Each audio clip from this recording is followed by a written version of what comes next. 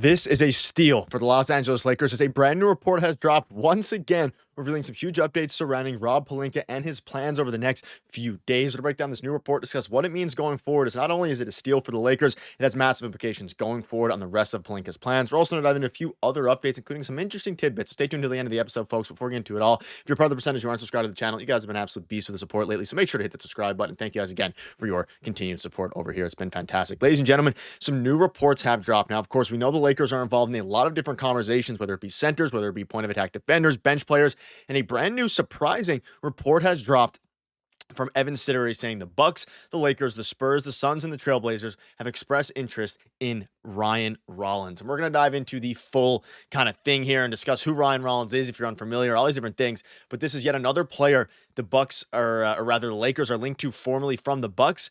And this is an extremely interesting possibility. And I watch a fair bit. I have a lot of friends who are Bucks fans. And I've watched a fair bit of Bucks games last season.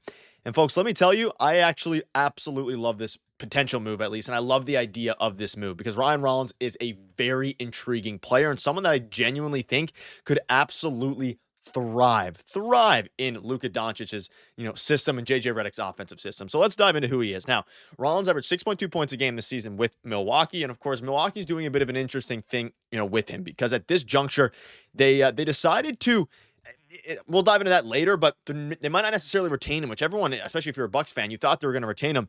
He is an extremely interesting player, and this has caused a lot of hype to go around. You can see this here. I'm ashamed of myself for being this late on the Ryan Rollins train. Usually these are the exact type of Moneyball hipster guys I'm already keyed in on. 6'3" with a 6'10" wingspan with real two-way potential. If Melton doesn't sign, I would do a quick pivot to the younger Melton, talking about, of course, Ryan Rollins. And let's dive into Ryan Rollins and who he is. So, of course, he played with the Bucks last year. It was his first, real year here with the Bucks, and rather, playing actual minutes. And he is an extremely valuable two-way player. And if you watched him play, I looked at some of his, highlights footage, asked some Bucks fans as well. Like, he is someone who is not only really long at 6'10", he's 6'3", so fairly, tall for a point guard / shooting guard. He was playing really good defense, down the stretch of the Bucks season. Of course, they played the first round against the Pacers, and then Damian Lillard went out, so we got some extended run there. He would be a very good player, let alone if they get Melton. Now, this tweet says if Melton doesn't sign, I would like him regardless because he is extremely young and he has the talent to be, he has a pull-up midi game. He's a very capable shooter, someone who can continue to develop that aspect of his game, but defensively is where the potential really is. In 19 games as a starter for the Bucks, he put up 10 points, shooting 50% from the field, basically 48.6 and 45.2% from three. It was a great year for him. He's 23 years old, ladies and gentlemen. And again, if you haven't been paying attention to Ryan Rollins, I have the luxury of, again, I watched a lot of his games and Bucks games. He was really good in times where Dame wasn't playing in the playoffs. I believe he started a game in the playoffs. Fact check me down below once Damian Lillard went down. But regardless, he was one of the guys in the Bucks that at times had some games where he actually took over, especially for a 23-year-old. And you can see here was mostly a bench piece last year and showed some potential when he got the chance to start. Again, started 19 games, was playing a ton of minutes. And again, that team is a bit broken. They had Doc Rivers as the coach. He would bench him at times when probably shouldn't got benched. You look at his stats, it was his first year of really getting games in. Of course, he's had a bit of an interesting career thus far. He played with the Warriors. He's played with the Wizards, Warriors, and of course the Bucks, and never really got any extended run until last year. 48% he shot 40% from three last year, ladies and gentlemen. Granted, only 2 attempts a game, and in the Bucks system, of course, with Giannis, with Dame for most of the year, all those different things. Again, he would be the backup point guard for Dame last year, in general, right? Especially down the stretch.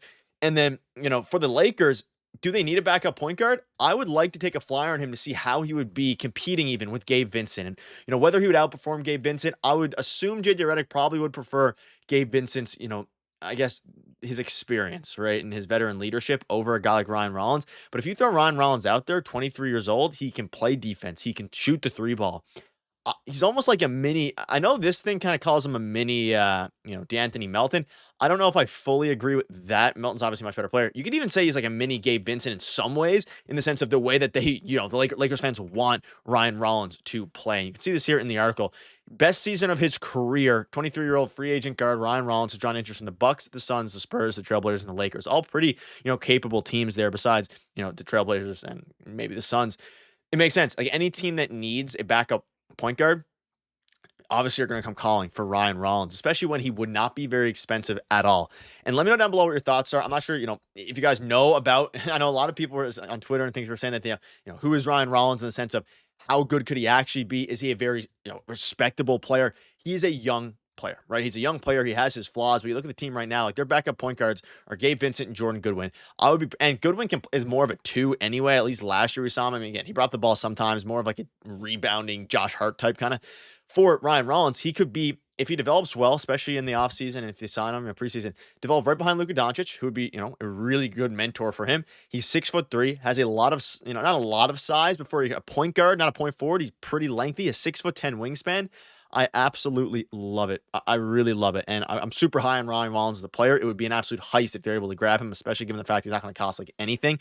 And as you look at the Lakers starting five, you look at the Lakers all the way down, the starting five is good. And I think that's probably going to remain their starting five, bearing a Rui Hachimura trade for somebody else, maybe a more defensive-minded wing, which I still think is very much in the realm of possibility, a guy like Andrew Wiggins or somebody like that. But other than that, the starting line is probably locked in. The bench, completely fluid. You have Jake LaRavia. Everyone else, like, I'd be fine trying to upgrade every other position, whether that be replacing Gabe Vincent, who hasn't been good for the Lakers. Like, even Gabe Vincent's stats last year, though he had flashes, aren't that much better than Ryan Rollins. And Ryan Rollins is 23 years old with really good defensive upside, right? And a really good shooter, like really good shooter. You can even look throughout his career. Of course, he didn't have many attempts for a lot of these years, not a lot of volume. 40.8% from three last year. Some of those pull-ups, some of those corners, he has pull-up midi. Like, he has that in his bag. He has on-ball creation, on-ball scoring, off-ball scoring, on-ball defense. Like, I literally love the player. I absolutely love it. I think it would be a fantastic piece off of the bench. And, of course, to develop alongside Luka Doncic. You throw him at the 2, maybe play alongside Austin Reaves, and you see how things go there. I love the idea, and more importantly, I love the player here. I think he's a very, very, like, the more you look at his footage, the more you think, okay, maybe like Lakers Legacy said, you should have been on the train for the Ryan Rollins train for the Lakers. And again, maybe the Bucks, most likely, they're going to try to retain him, but the Lakers are linked, and we're going to keep you up to date on that. A few other things here I want to touch on before we wrap up. There's been a lot of talk about LeBron James getting traded, all these different things, and there's a lot of rumors about it. We'll cover all those rumors, of course, but a new quote came out from Jake Fisher. He just said, I think there's a really marginal chance of LeBron getting traded out of LA. And of course, there is a lot of rumors, Brian Windhorst, all these different guys. I want to throw this one out here from Jake Fisher, who's been absolutely reliable, probably more reliable than, Brian Windhorst and a lot of these guys as of late.